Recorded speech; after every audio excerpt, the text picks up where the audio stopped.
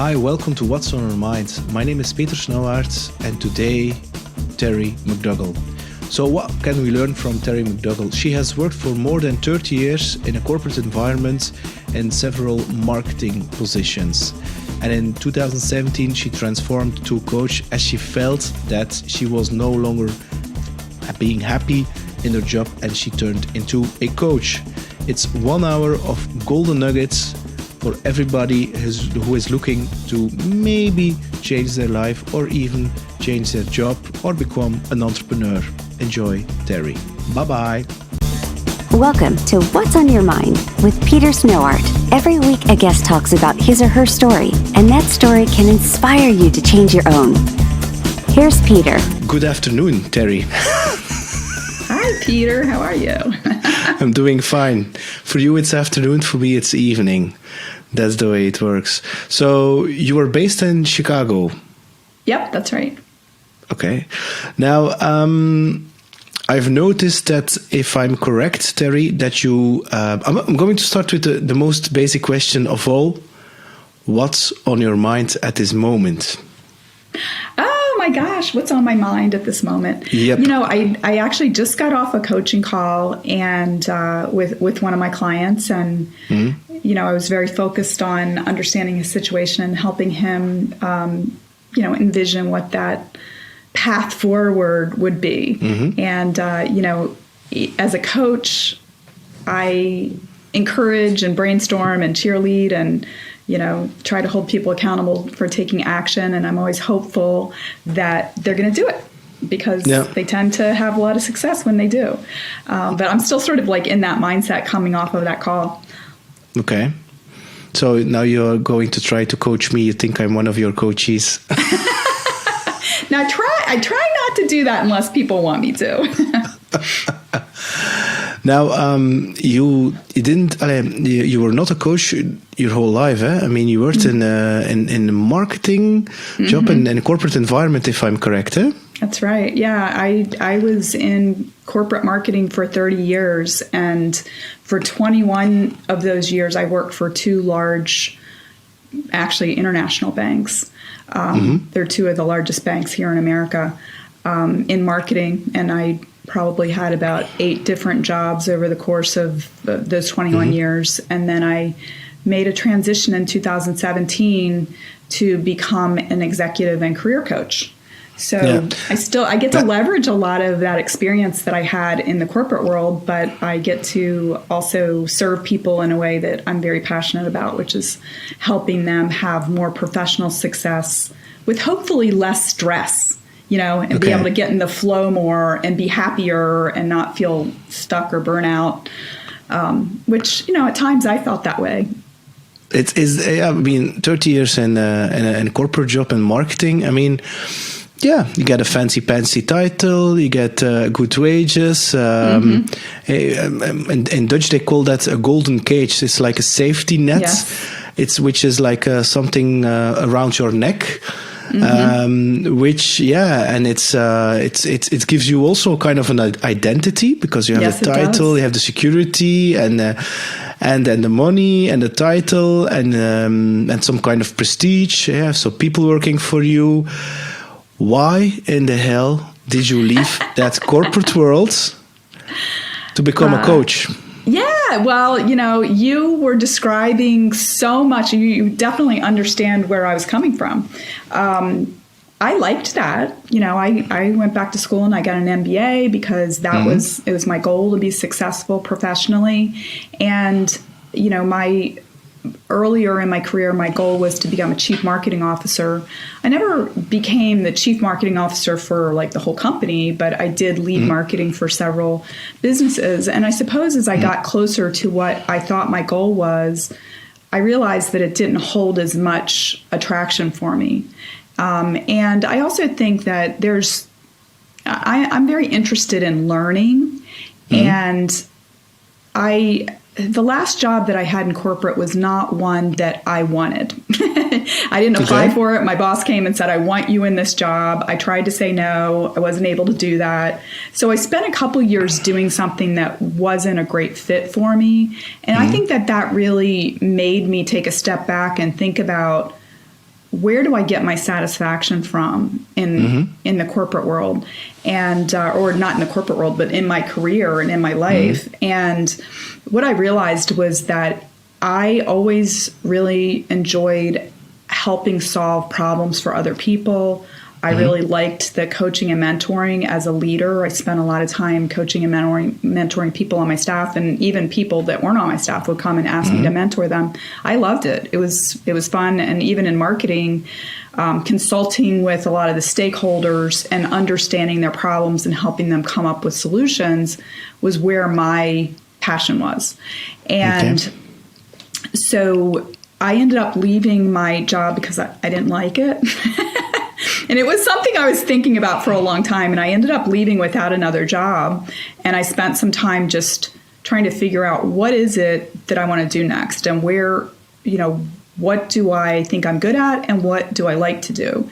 And I had hired coaches a couple times in my career, and it had been very, very helpful to me. And it was something I always felt drawn to. So I decided to get a certification in coaching.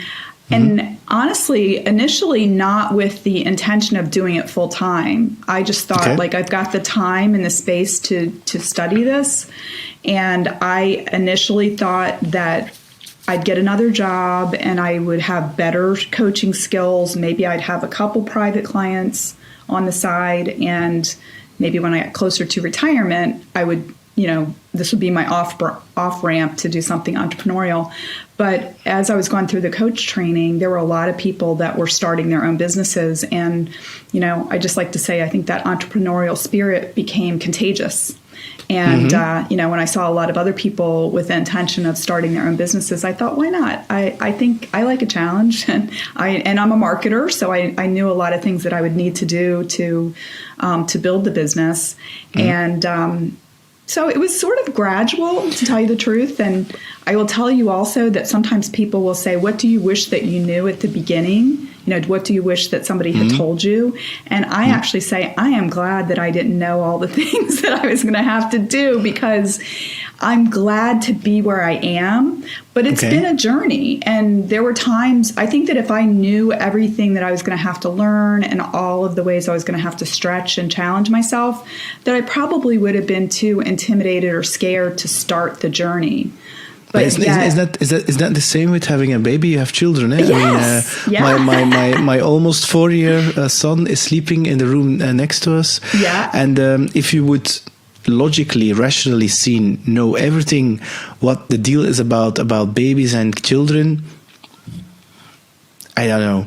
Yeah. But if you see them and they smile and they put your heart on fire, I mean, come on. I have 3 kids, so believe me, I do know. And it's one of those things where, people will say things like, there's never a good time to become a parent, right? If you wait for everything to be perfect, you'll never do it. And at some point, you just have to jump in the deep end and believe that you'll learn how to swim. And I think that's the same way that it has been with entrepreneurialism and being a coach. And I have absolutely loved being forced to stretch and face my fears, and also I've been very honored to be able, or to be trusted by many people for them to share things that are going on with them, and for me to be able to help them get over obstacles and get onto a smoother path for them in their careers. That's really, really fulfilling for me. And it's nice to have more of a purpose, that's very human-centered. And a lot of times, and it's not that, the companies that I worked for were good and they served lots of customers and all of that, but it's, somewhat removed, when you're, and especially I was working in B2B marketing, so it's like even more removed from like impacting humans, directly. But isn't it also that, as we were very young, then you graduate, you have your MBA, and then you get a job offer, you start a job, and then you become unconscious. People ask you to for that job, and you just think, oh, that's great. And your ego is happy because you get a bigger title, and sometimes they add senior or VP or whatever or whatever it is. But you really don't think about, is this really my thing? No, you just follow it, and then suddenly you wake. It's not suddenly, you're like, hey, wait a minute. Everything professionally, I mean, people were asking me because they thought that I was good at doing that thing, but actually they were, I wouldn't say using, but using you to get to achieving their objectives, and putting you at that right place would help them achieving their objectives. Whereas you have been through some kind of thinking or feeling process, because you were mentioning satisfaction and purpose. That's who am I and what is giving me energy, and is this really feeding my satisfaction, or is and am I now, because I'm now can make my own choices and really make decisions. Okay, this is my life, and I'm living my life and professional life, and just instead of being led by others. At least that's the feeling that I have. Absolutely. And, one of the things when I was writing my book, Winning the Game of Work, I was doing some secondary research. And one of the bits of research that I came across a book by this guy named Tom DeLonge, who is a professor at Harvard Business School. And he states that he believes that many high achievers are addicted to external validation. Yes. And when I read that, like a light bulb went off, because I think on a certain level I knew that intuitively. And that's actually one of the things that makes high achievers very successful, is that they're always looking for what's that next goal, and getting that dopamine hit when they reach the goal, and they get the attaboy or attagirl, or they get promoted or whatever. But they keep looking for those challenges, and a lot of times what happens is that they lose touch with their own natural motivations, right? That they're addicted to those rewards that they get from achievement, and they don't stop and just quietly say, am I enjoying this? Do I like this? And I think it even goes further, because I've worked, and I still do, by the way. Now you have marketing, and then you have that other thing, sales. and I have to admit, for years, I always thought that carrot, which was hanging in front of me, getting that target, that objective, which is if I was going to make it, achieving that target, I'm going to be happy. Okay. Yeah, exactly. And indeed, I was always striving for that external validation. So that target, that external validation, was becoming my identity. So this means that if I achieved it or even overachieved it, then I was like, I'm the guy. But then there comes a point that, if you realize that if you're always going to put your power outside of you to make you happy, to feel you fulfilled, then it's like a hole which you cannot fill, because you have to keep on filling that, and it's also how do you say that? It's taking lots of energy. And you come also to a point that you are quite far away from who you really are. And it's not something which happens in days. It's a process of months, years, lots of years. And once you realize that you are who you are and you are enough, and you don't need that external validation anymore, but you enjoy that more journey-like mission purpose thing by indeed serving other people instead of serving that external validation. There is the real energy, and there is the real passion, and then it feels like, and of course you have to listen to your body, that you can thrive on some kind of unlimited fire burning inside of you. Yes. It's there's so much of what you just said that has got me thinking about so many different things, but one of them is that when we strive for that external validation, that it puts us in a position of potentially being manipulated. Right, because the boss can, or others can, keep moving the goalposts, right? So that, you keep moving and saying, okay, well, there's the finish line or there's the goal line. And then they can say, oh, well, that's not quite good enough, right? And that, I've seen it often, and I experienced it myself, that it can really cause, people to have a crisis of confidence, right? Like, and feel like, am I not good enough? I mean, it's funny because I was just talking with a client earlier, and he was talking to me about some interactions with his boss, and his boss not delegating to him. And he was like, does he not think I'm smart enough? And I said, I don't think it's about you. I think it's about him, but if my client is going to put, the way that he sees himself in the hands of his boss and attribute his boss's inability to delegate to him because, he doesn't think I'm good enough, that can cause a lot of problems, right? Instead of saying, no, I know I'm good enough. And, if I believe that the issue really is with him, what do I need to do to, get him to change his behavior so that I get what I want out of the situation? And it's amazing when we can stand with ourselves and we can assure ourselves that we're, like you said, good enough as we are. And, I don't want to make it seem like, if you're working for a business, that everything's like always, peaches and cream, right? That you do have to pay attention to what's expected of you, and you need to take that into consideration. But you also have to look at it in the larger context and understand, is what I'm being asked to do reasonable? Is it possible? I mean, I've had situations where, earlier in my career when I was a print production manager, that often I would not get the artwork to send to the printer until after the deadline. And my boss would yell at me. I was like, you know what? I'm pretty good at working miracles. I haven't figured out how to turn back time, So I did not take offense at that. Because I saw I understood it wasn't my issue. It was really my boss's issue. Like she wasn't managing things within the department where she needed to manage them.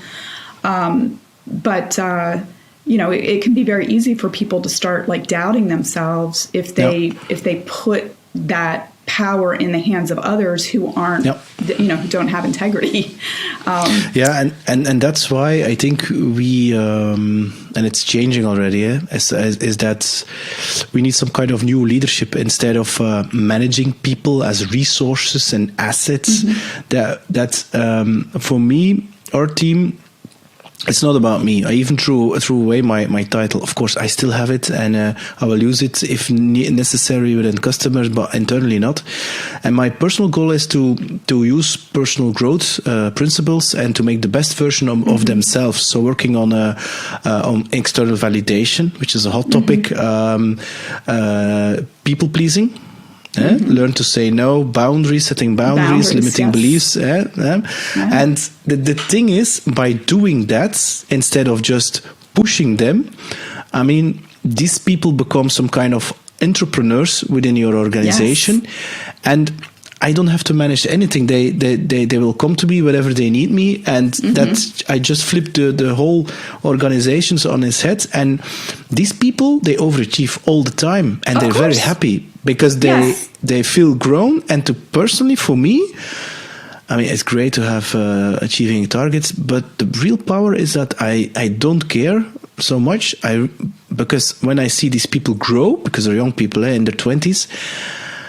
Then I know at least that they don't have to grow to all these mistakes and failures I had or insights when I was like 38 or 40 or something. And so I really believe that this top-down culture and always that grow for growth culture, which is, I think it's really a kind of a pushy culture, and it works, but it's not running a marathon, because you need your team to run a marathon. And if you always let them feel that they are not good enough, I mean, I don't want to go to sleep at night thinking that. I want to go to sleep and thinking I touched somebody's heart, and at least he or she has grown as a human being.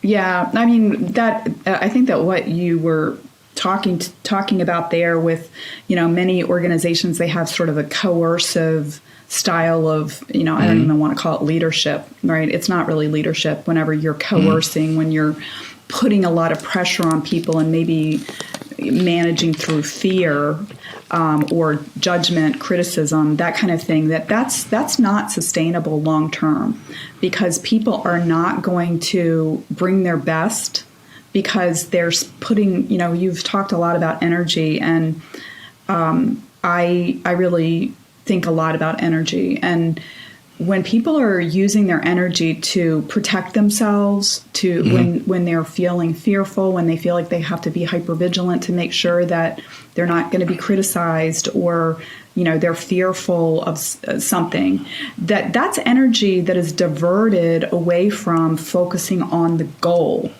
And I think that the best leaders, first of all, demonstrate belief in the people that they have working with them. They paint a very clear picture of what the goal is. They provide context for the individual so that they understand what their part is in achieving their goal. And they focus on empowering and training and delegating people so that they feel a sense of ownership to reach that goal. And then you step back and you let them go. And the reality is, that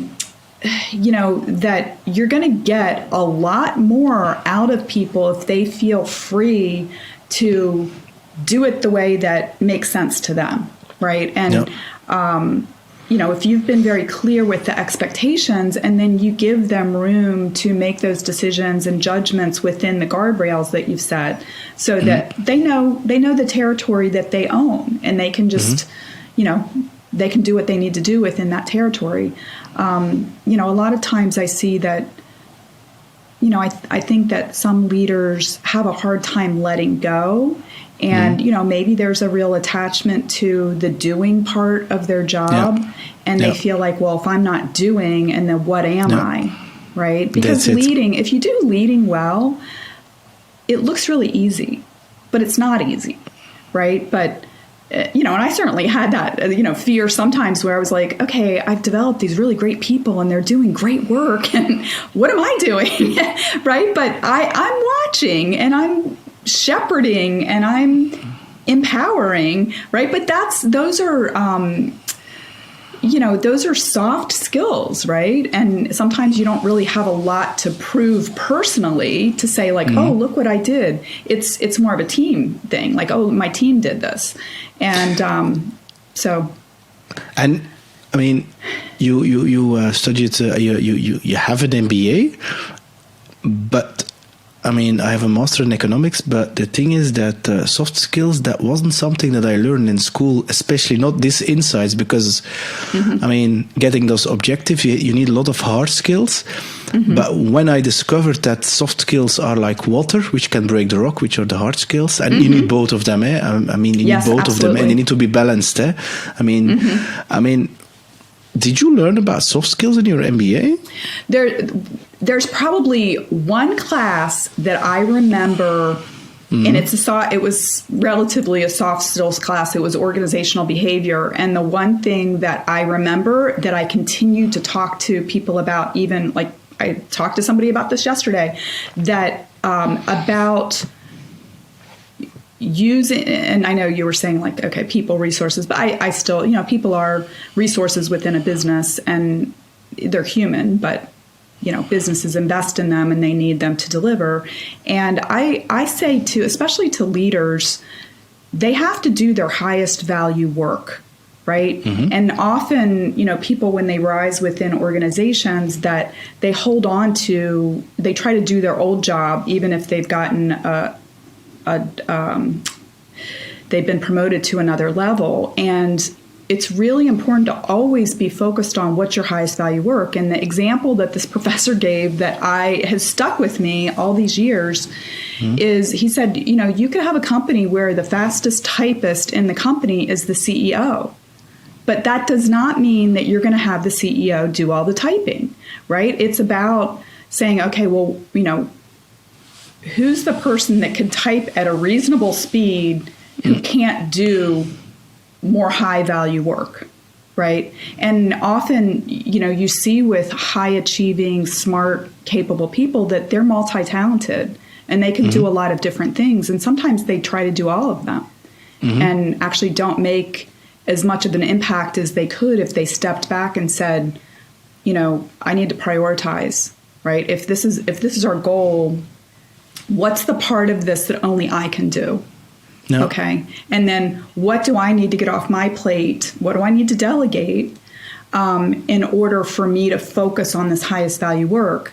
And I see it very often that people, leaders will say, well, it's just faster for me to do it. So I just do it, right? Because it's hard. Yeah. And I say to them, well, look, we're focusing on a development opportunity for you.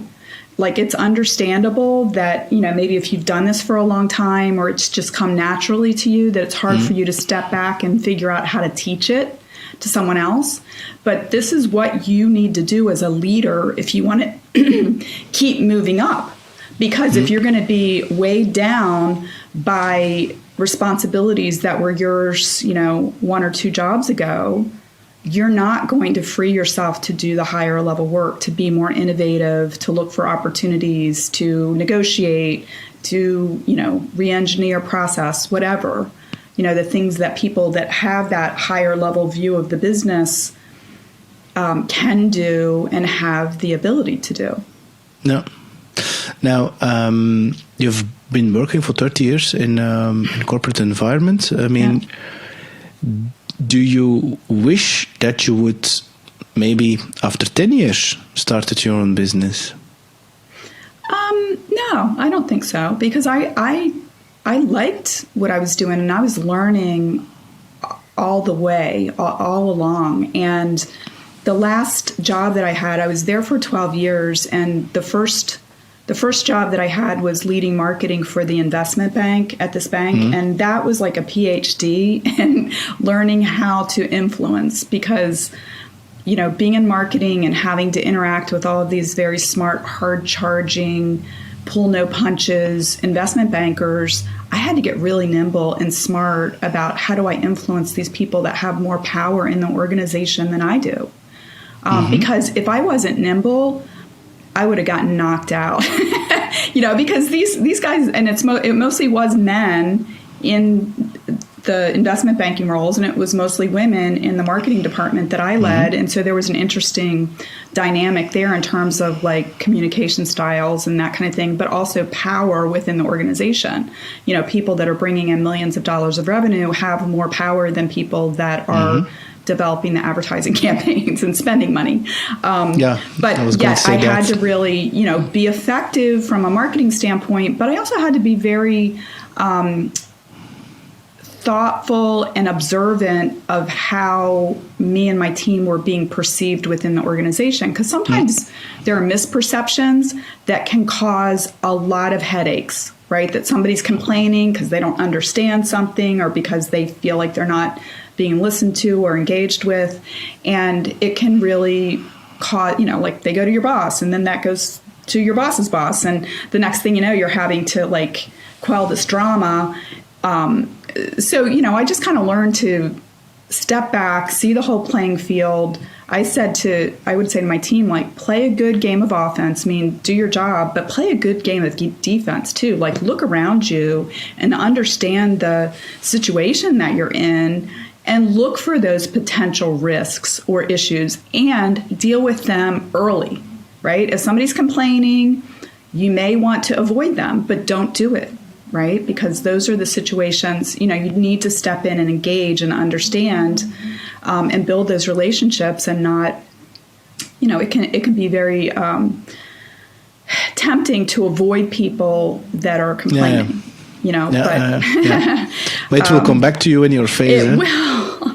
It really will. And I actually found that a lot of times it wasn't comfortable maybe to be engaging with somebody that was saying, oh, marketing stinks, you guys aren't doing a good job. But I would engage with them and say, like, I want to understand more about why you perceive it this way. And a lot of times it uncovered situations that I could fix and that actually led me down a path to an innovation that I could sell throughout the whole organization. Yeah. Because sometimes those squeaky wheels, they are shining a light on an opportunity for improvement. And if you engage with them, you know, you can look really smart because you can step up and be like, look, I fixed this. I didn't even know it was broken. But once I discovered it and I fixed it, and then I looked brilliant. Now, you have written a book called "Winning the Game of Work." Yeah. When was that? Was that when you started your coaching business, or was it during, or already when you were still working in corporates? No, I wrote. It came out a year ago.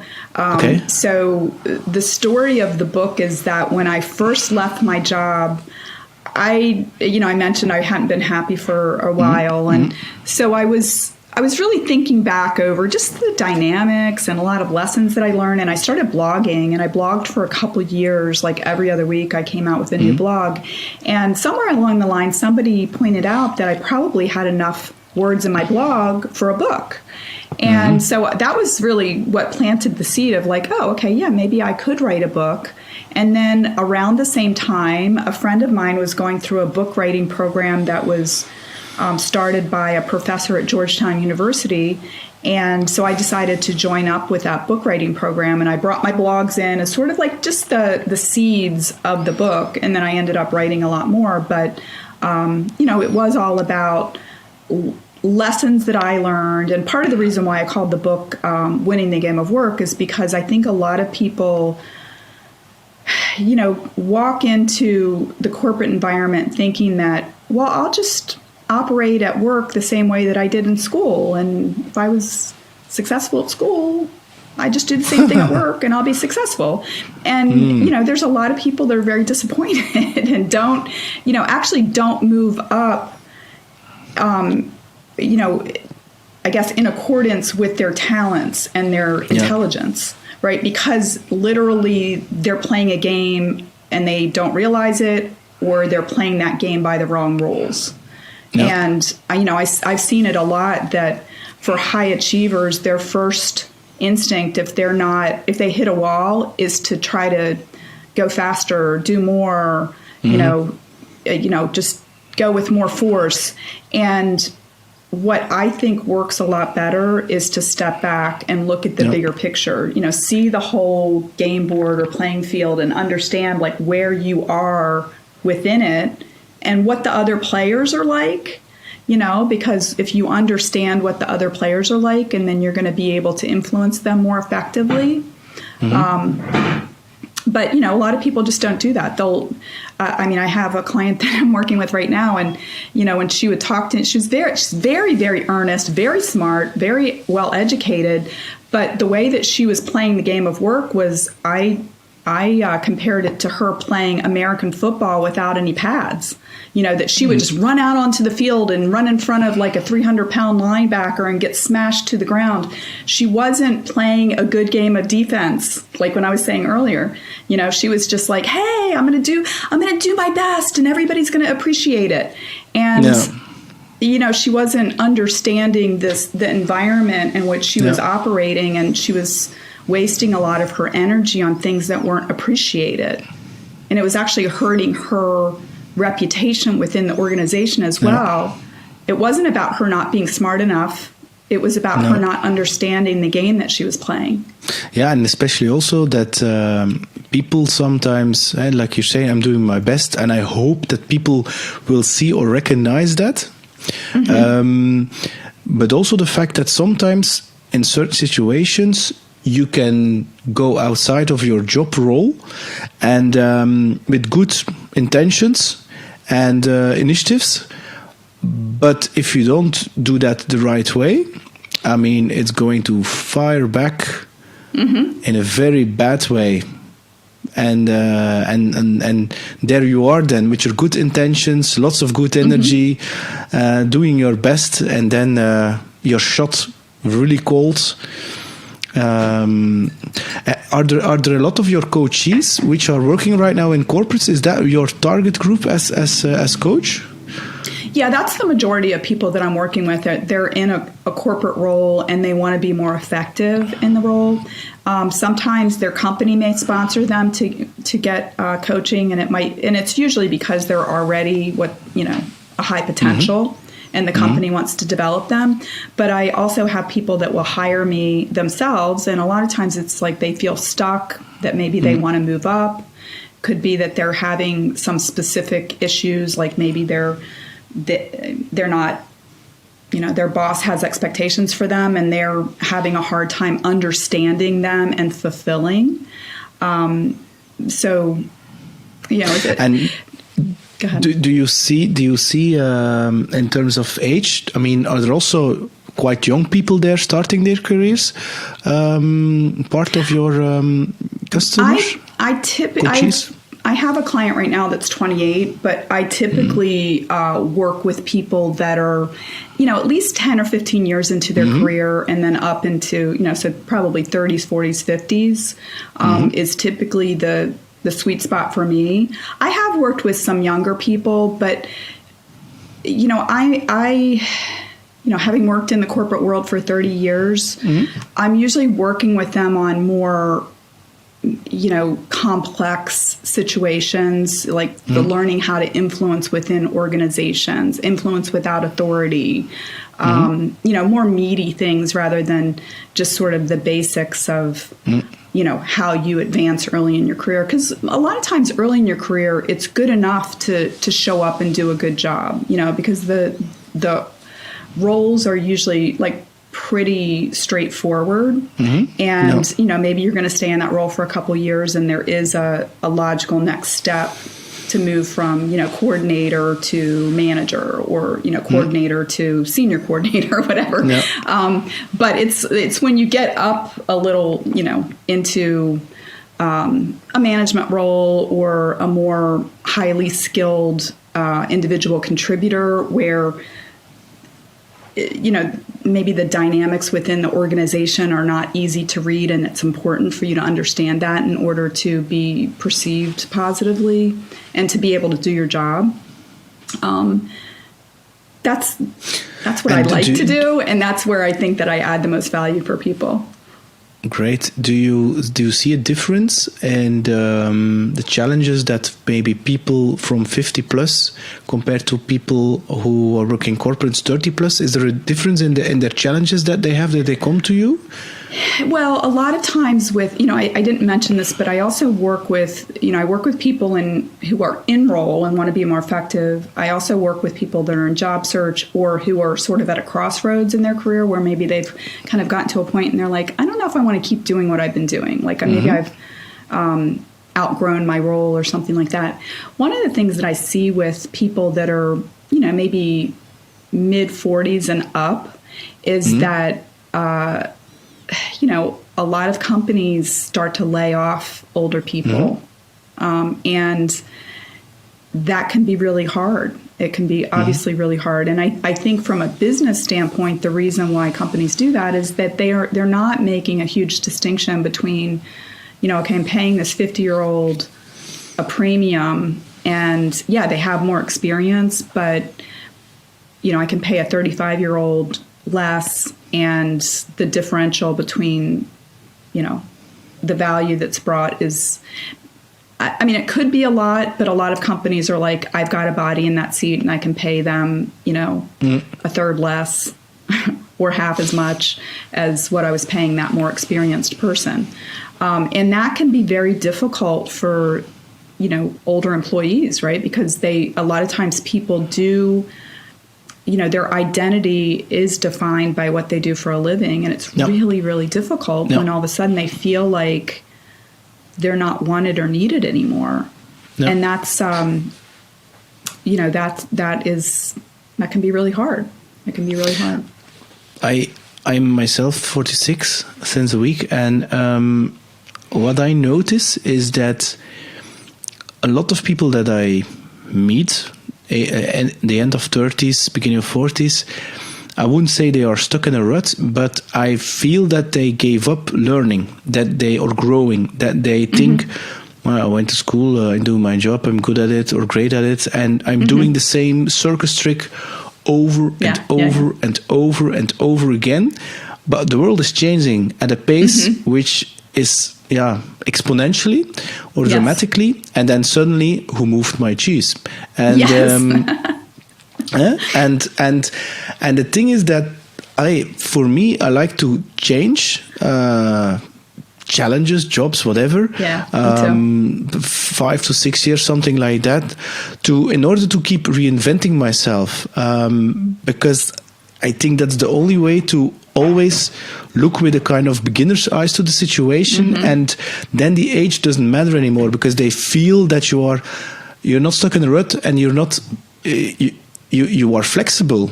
Right? So you're flexible, or in a more flowy, like water, instead of just being really fixed, a fixed mindset. But we have always done it that way. Maybe it's not. Maybe that's the most effective way anymore. The world is changing very, very rapidly around us, and people who have the growth mindset can adapt a lot more easily. I can tell you, working in financial services for 21 years, there I think were a lot of people, I think it's changing now, but there were a lot of people that thought, if I get a job at a big bank, that I can stay there till I retire. And, there were people that, I don't know if you guys have heard this phrase, but like retired in place, like where people would get a job and they just sort of like come in, collect their paycheck. They don't really do a whole lot, right? Like they're not really concerned with adding value. They're just like, hey, I'm here, and if I'm here from Monday through Friday, I'm going to get my paycheck, instead of thinking about like, how can I add value? And I tell people all the time that, you need to step back and realize that there's only 3 ways to add value for an organization. You're going to help them make money, save money, or reduce risk.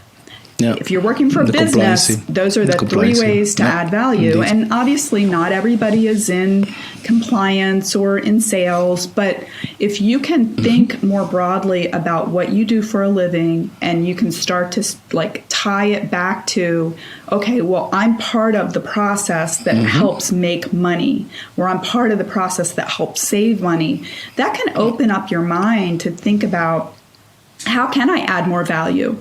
Maybe we can redesign a process so that, we cut out some time or materials or something like that and save money. Maybe if we see that there's an issue where, we might get sued, like that we can bring that up so that we can reduce the risk. We can put something in place to make sure that, we don't have that bad thing happen that's going to cost the company money, or is going to cause somebody to be injured or whatever. Yeah, that's true. I mean, you come from a marketing background. I don't have to explain, but I work for a marketing technology company, and I can assure you that, the way they did marketing 10 years ago and they do it right now with artificial intelligence, it's unbelievably how they call that, the customer journey, how you can steer that behavior of a customer, B2B, B2C, it doesn't matter anymore. So, but if you don't think in terms of marketing, how can I help then investment banking or bankers getting business or leads in, or business in, or at least potential customers in? I mean, that is going to now something completely different, Terry. Can I ask how young you are? How young I am? Yes. I'm in my late 50s, right. Which is hard for me to believe, honestly. I'm like, how did I get here? Okay. But maybe I like to learn, and so I think that does keep me young. But that was the thing. Are you afraid to go to that, 6? To that big 6, small 6? Well, I would say that at the milestone birthdays, even going back to my 30s, I actually got engaged on my 30th birthday. And so that was a distraction from, like freaking out about that. And then I actually had a baby a few months before my 40th birthday. And so obviously I was distracted with the baby. And then, I don't know, 50, I was surprised. I was like, man, how did I get here? But I think as long as you keep living your life, that it's actually, I mean, what can you do? You can't turn back the clock. And I actually like my life better now than I did 10 years ago. Are you happier now? What's that? Are you happier now than 10 years ago? Absolutely. I'm happier now than I was 10 years ago. And because I feel like I've stepped more into who I really am, and I feel comfortable with that. Yeah. And isn't it also because you don't give an F because what other people think? Well, yeah. And I mean, you know, when I talk about that being addicted to external validation, I'm not talking about that in a, you know, theoretical way. Like, I understand that because I was like that, you know, and I really did not worry, but I was thinking about like, well, how should I dress? How should I show up? How do I need to be in this situation? I need to impress the head of the investment bank. I need to show him I'm on the ball, all of that. And that's a lot of energy that goes into that. And you know, I think you do have to take into consideration, like, what do the stakeholders want and care about? But, I was putting way too much energy into that, and it made me sometimes feel tired. It made me feel insecure. You know, it made me doubt, like, am I good enough? And once I realized, like, you're good enough, you know, just show up and let your energy flow towards solutions rather than worrying about what other people think. It's very freeing. It's very freeing. And if you look back on that, because I did it myself also, all the things you just mentioned, is that if I look back right now, when I was 30 or something working for IBM, is that if I look back to the thoughts that I had then, I was like, what the hell were you doing in that Muppet show? I mean, all these things about your behavior and your clothing and things like that. Yeah. I mean, right now it doesn't matter anymore. I didn't say, don't show up respectfully when you're meeting a customer or whatever. I mean, of your clients. I mean, of course, but it really doesn't matter that much. I mean, it really matters that you are you if you want to connect with other people. And I think that's the biggest difference, at least for me, is that now I live more from my heart and my gut, and it's connected with my mind, my head, instead of just living all 100% from this. I agree with you 100%. I'm living a lot more from my gut and my heart as well, and it feels much better. Natural. Yes, and I try not to have any kind of regrets or look back. I just realized that I had to go on the journey that I went on to learn all of the lessons that I learned, and part of the reason why I do what I do now is because I want to help other people who are on similar journeys get through their journeys more easily than I did. You know, I learned a lot of lessons the hard way. I struggled with a lot of things. You know, one of the things about my background is that my parents didn't go to college, and I was the first person in my family to graduate from college. So, you know, unlike where I live now, it's like very highly college educated, and, you know, the children of families like my family now, like, we can advise our children on, like, these are the things that you need to do, and this is what you need to think about when you're starting your career or whatever. My oldest son just got into graduate school, and, you know, I understand all of this. I went to graduate school, but nobody was there to advise me on that, right? I didn't have any mentors. My parents were, you know, they were flabbergasted about it. They didn't know what I was supposed to do.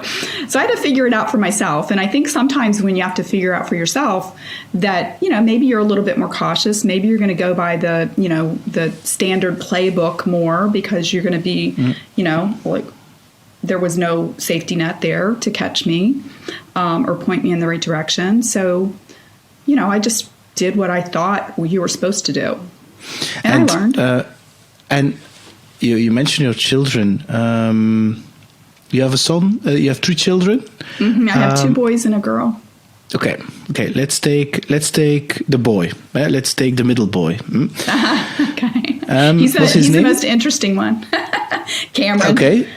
Cameron. Okay. Imagine Cameron is coming to you. He says, "Mom, I'm sorry, I'm not going to college. I want to become a magician." Yeah, okay. You can also go to music university. Yeah? Or I want to become a carpenter. Or I want to become, I don't know. I'm taking things really extreme right now. I know it's. Well, you it's actually don't even need to take them extreme because he is already like that. He's already like that. He went away to college. He was at one college for his freshman year. He said, "I want to transfer to a different college." So he did. He did the fall semester of 2019 at that college, and then he just decided, without actually even telling me, that he was not going to register for the spring semester, which in some ways was good because that's when COVID started. But he wasn't registered at college. And I do think it's important, if possible, to get a college education. But he's also an artist. He has a band. He's very, very artistic. And I worked with him to figure out a way for him to get a college education that worked with what he wanted. And actually what he's doing is he works at Starbucks now. Yeah. And Starbucks has a program in the U.S. where they will actually pay for their employees to go to school online at Arizona State University. And so that's what he's doing. So he's working at Starbucks and he's going to college online. And he's very happy with that solution. And is that for you the most important thing? Weren't you mad or disappointed that your son, Cameron, is not following the path that you had in mind for him? You know what? He broke me of that in middle school because he's a Taurus and he lives just up like me. 100% to being an extremely stubborn person. But he's so creative. He has his own view of the world. And I figured out a while ago that I needed to just go with the flow with him and to appreciate what was unique and special about him. And I mean, we used to have a lot of headbutting, a lot in middle school and even into high school. And then I just kind of realized that wasn't really good for either of us, And did you then realize that, okay, you're his mother, but the people around you are a reflection of you and are actually trying to teach you something because you tried to project something on him. Yeah. And then you maybe come to an insight like, maybe I shouldn't, maybe it isn't his job, maybe there's some work I have to do. There's some ego there. And I can tell you, like, the area where I live, that, the parents are like, oh, like my kid got into this college and my kid got into this college, and there's definitely some ego that's involved there. And, you start to say like, okay, well, how does this reflect on me? As much as you don't want to, right? But I think that where he is now is also sort of aligned with the journey that I've been on for the past few years, and having to let go of what I thought was my identity of, like, I actually used to say, I'm a marketer through and through. I'm a marketer. And what I realized was that, no, I'm actually a creative problem solver at my heart. That's who I am. And I just chose to go into marketing because that enabled me to use my skills. And it honestly has taken me a little while to let go of that. I mean, I still do marketing. Obviously, I do a lot of marketing for my own business, but I'm not as attached to that as an identity anymore. And I think that as I've accepted myself and said, you're good enough the way you are, who cares what anybody else think, that I'm able to do that with my kids too. And isn't it, because I have the same, I mean, I just finished a coaching project where the topic was external validation. There is no such thing as coincidence. And I had to fill out a title and or a function. I was like, And should I fill out sales director? I'm like, no. And I called it creator because I wanted to play guitar since I was 2. So, and I did, but I wasn't allowed from my parents to it wasn't a job thing. And then I had to study at university, and I did, and I'm very grateful for that. But I see also myself as a creator of a company, creator of a podcast, creator of music, my own music, creator of my own book, and so on, and so on, and so on. And the thing is that sales for me is just something which helped me create a business or a company. So instead of and the thing is, and that's my question, because it feels quite liberating, although it's a process, of course. It feels like the selling part is going much easier than it used to be, because I don't have any expectations anymore about myself, about that selling thing. And it people feel your intention is not here to sell, and then automatically they will buy from you. Is that resonating with you? Yes, it's resonating very, very much with me. And I think that you're absolutely right that we were meant to talk today. Because I would say, like, probably last fall, I said, I'm just going to let go of expectations around sales conversations. Because I was very, in some ways, obsessed, like, oh, okay, I got a good, I have a prospect call coming up. Oh yeah, good. Maybe this is going to be, a new client, right? Because I'm running a business, right? And I need to pay the mortgage.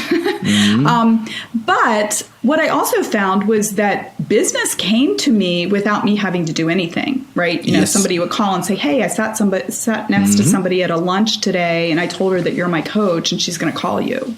Yep. And that business actually closed a lot easier and quicker than, my prospecting efforts and all of that. So I just actually got to a point where I was like, I'm just going to I'm going to do activities. I'm going to market. Of course. And I'm going to have sales conversations, but I'm also going to just let go of my expectations around them. And I'm happier. I'm not attached to the outcomes. Even when people, they say, I'll call you back this week, and they don't. Sometimes, honestly, I forget about it. And then like a month later, they'll email me and I'll be like, oh yeah, who is this again? But then I look and I'm like, oh, it's that person I talked to last month, and they're coming back and they're like, okay, I'm ready now.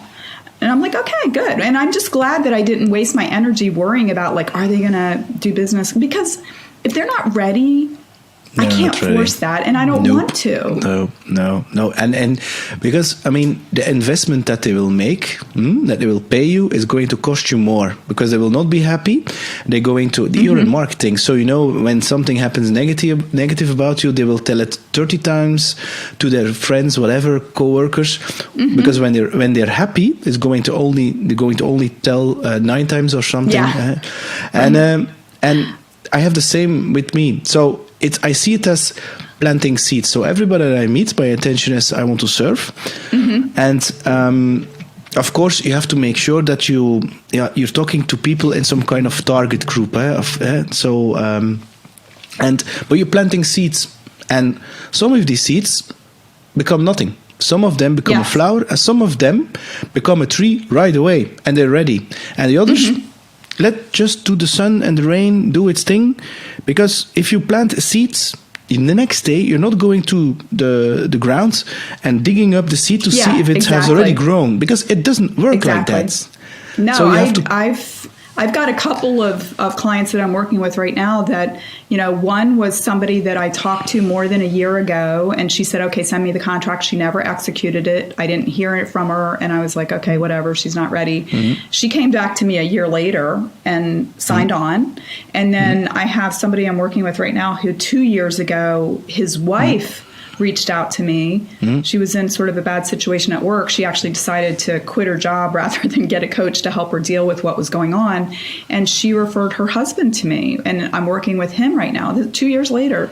And I didn't, in both cases, I didn't have any expectations at all. So, the universe is good. But that's the thing. The biggest secret in sales and marketing is, and a lot of people will be shocked, it's all about the intention. People feel right away what your intention is, and you have some kind of receiving unit. It's called intuition, and they will feel immediately if you're full of BS or you're really genuine, and if you really want to help them, or you just caring about taking money out of their pockets. And it works in business to business and B2C, and because it's H to H, human to human, and it's such a simple principle. But I see so many marketing and especially digital marketeers doing all this kind of growth hacking techniques and funnels. And I'm like, yeah, it's going to work, sure.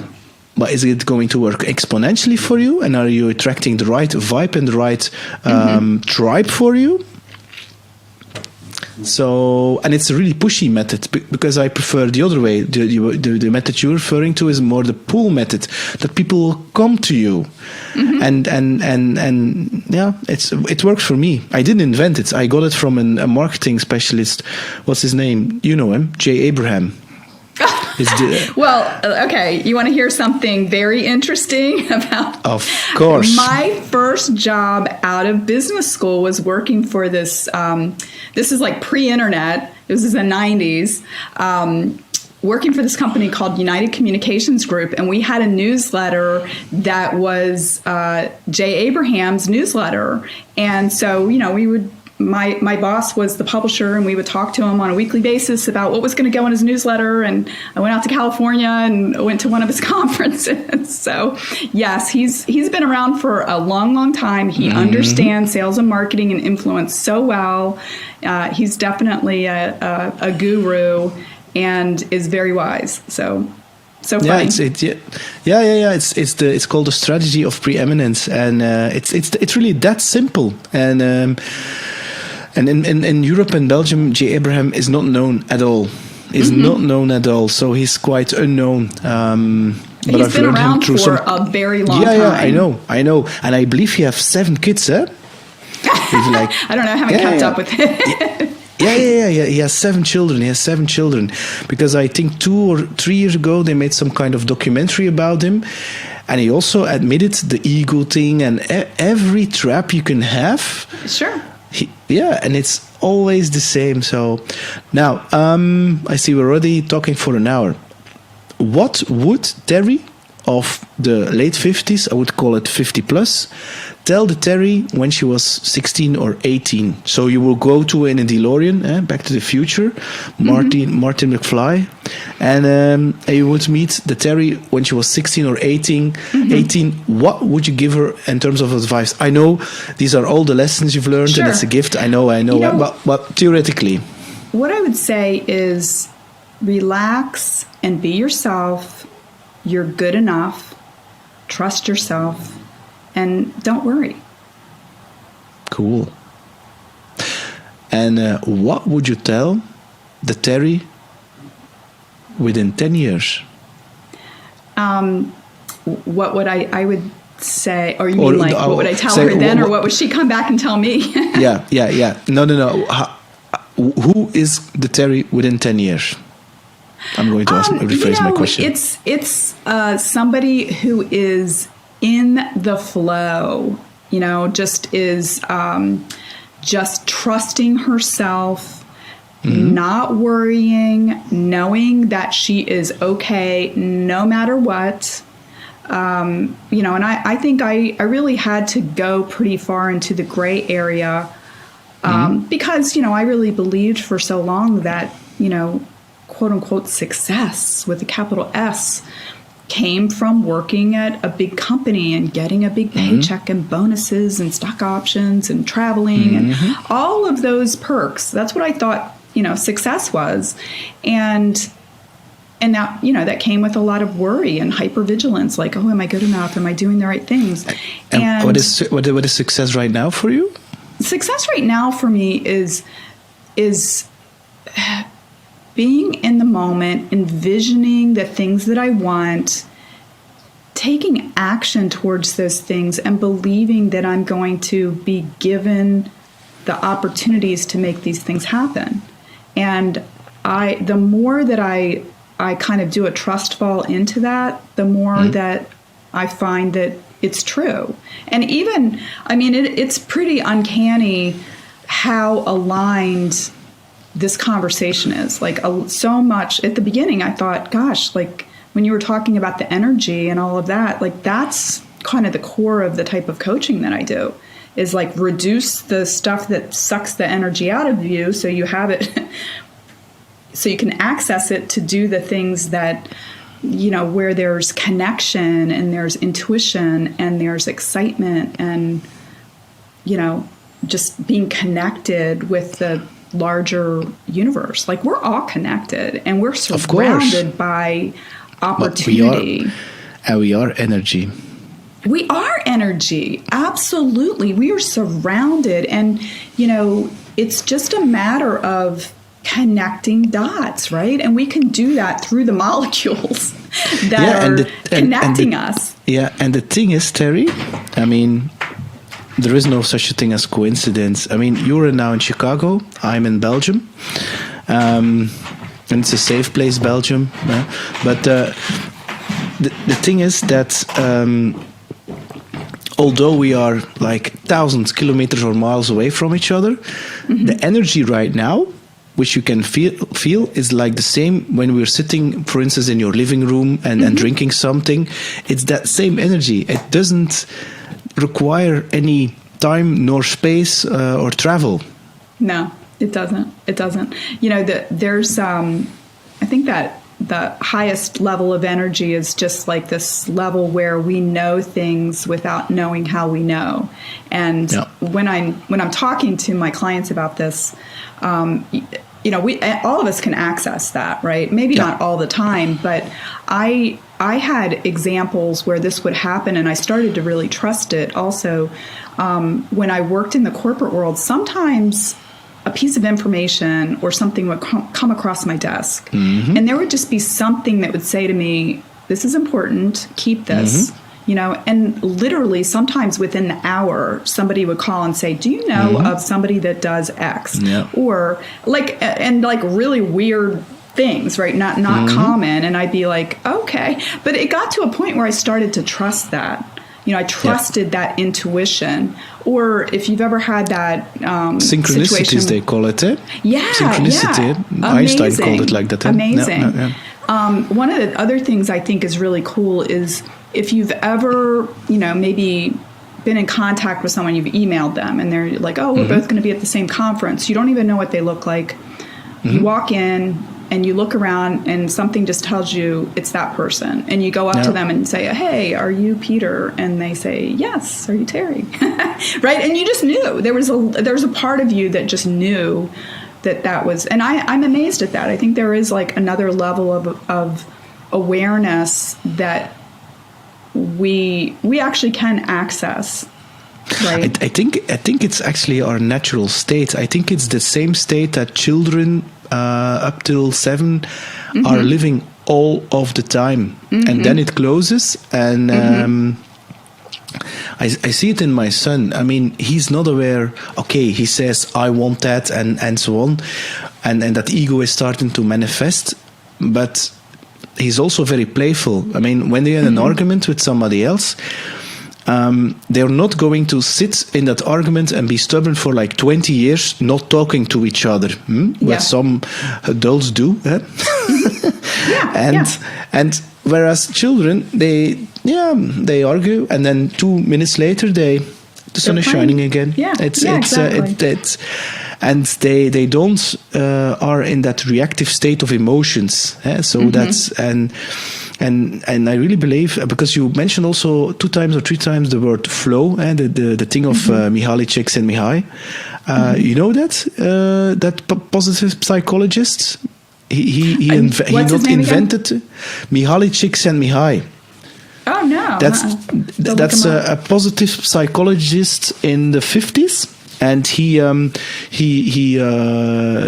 researched the flow state, which is the space between doing. You have the comfort zone, which is not flow, and then you have the stretch zone, which is going to stretch you so much that it's not fun anymore. And in between, you have that like flow state where the dancer becomes the dance, and it's of course or the musician becomes the music. And you see it also in sports, but you can also do it in marketing and with the coaches. And it's that state where there is no time, there is no... Yeah, there's possibility. I've seen it. And it's, I think that in any performance situation, where, like you said, whether it's sports, whether it's, presenting. Sorry, somebody's trying to call me.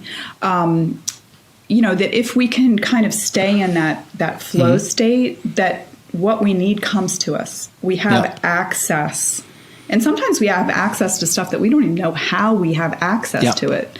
I like to watch, I don't know if you guys have Jeopardy in Europe, but it's a quiz show that's really popular. It's been here, on the TV for decades. And I love watching it. I'm kind of a trivia. But sometimes I'm watching and I'm like, how did I even know that? I have no idea how I knew that answer. I surprise myself quite often. And I just think, it's just like coming, it's being attracted to my brain from the universe. Then you have to look. There's a movie called The Power of the Heart, and they discovered that the processing power of the brain. You still there, Terry? Yeah, I'm still here. Yeah, okay. So they have discovered that the processing power of the brain, so the conscious mind, compared to the processing power of the unconscious brain, mind, whatever you want to call it, is like the unconscious part is like a supercomputer, whereas the brain itself, the conscious part, is like just repeating the same old patterns for like 40, 50 years. So and it's like a post-it compared to that. And if you can tap into that layer under that, then then your body knows things up front, because it filters a lot of the things that you don't need at right now to make decisions. Yes. But it picks all the information up. I believe that very strongly. And also, I think that, our brain or our mind is only one type of intelligence. And, especially for, people that become very educated, sometimes we start to rely just solely on our brain. Yep. Okay, I'm going to think my way out of this issue. And we ignore intuition. We ignore our body. And there's a lot of wisdom in our body. Like if we have a feeling, if we, if our palms get sweaty, if our gut gets, tight, if we get indigestion, if we have a headache, if, there's lots of things that we ignore regularly, which are actually signals that we should pay attention to. And I've actually read something that your gut will respond to stimuli quicker than your brain does. So your body is smart, but we ignore it. And we just kind of relegate it to, the background, and we just rely on our brain so much, when in fact there's a lot that we could, if we were able to integrate, spirit, intuition, emotions, creativity, thinking, that we'd be a lot wiser and probably happier too. Yeah, that's true. Yeah. Now, Terry, I want to finish, because I feel that we could talk. What were your expectations of the call? Because you don't know me at all. I am pretty free and easy. I love talking with people, and I always feel like whatever the person wants to talk about, I'm ready. I actually, this was a lot more freewheeling and also like deeper than what I thought it was going to be, because typically it's a little bit more tactical about how to, how do you become more successful and happier at work and that kind of stuff. And everything that we talked about here is like, it's like a little more philosophical and metaphysical, and I love it, because there's so much more going on around us than we are consciously aware of. And it's a beautiful place to be, actually. Like we're all here for a reason. We all have unique gifts. The more we can step into that, the better it makes this world. Yeah, it's beautiful. Thank you. But it's also my intention. I wouldn't call it freewheeling, but I know what you mean. It started as a selling thing. It's about selling and marketing and entrepreneurship. But you cannot hide who you really are. And this is also about making consciousness or awareness, I wouldn't call it mainstream, but also showing it's that a lot of people have multiple layers. You can be a marketeer or in sales and have a business and things like that and coach, and at the same time going deeper and talk about energy. And it's all there's no fluffiness because behind it. And if I can inspire people to also look, or at least tiptoe in the water a little bit, and I wouldn't say experiment, but they're opening their minds a little bit more, especially when they are going through a rough time or a burnout or don't have the answers anymore, and reach out to a coach, for instance, and they don't see it as a thing where, coach is like a strange thing, or is it someone when you're feeling ill, then you need a coach, but not when you're feeling good. And then I'm happy, to be honest. So it's merged over time, and this is also because it's a reflection of who I am, of course, because I combine all these things, and I thought I would never combine them, but you cannot hide from who you are. It slips in there. Right.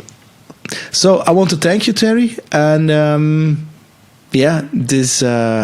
want to thank you for the great conversation, and I wish you all the best. Thank you, Peter. I really enjoyed talking with you. Hey, it's Peter here. Thanks a lot for listening to What's on Your Mind. Looking forward to your opinions and comments. And don't forget to subscribe on psgrow.com and leave your email address to stay tuned for future episodes. Bye.